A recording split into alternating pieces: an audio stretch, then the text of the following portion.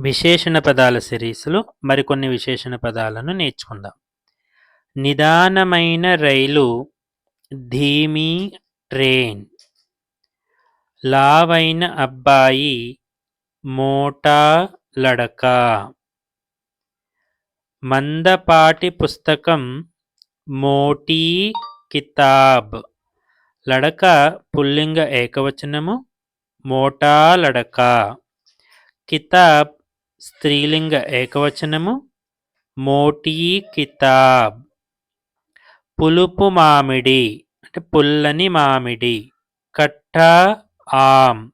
ఆమ్ పుల్లింగ ఏకవచన శబ్దం.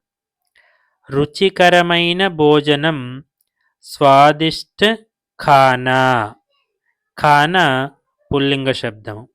ఇలా విశేషణ పదాలు తరువాత వచ్చేటువంటి నామవాచక శబ్దం యొక్క లింగ వచనములను బట్టి మారుతూ ఉంటాయి. ఏ విశేషణ పదమైతే ఎటువంటి వత్తు రాదో దాని యొక్క రూపం ఎప్పుడూ ఒకలానే ఉంటుంది. Thank you.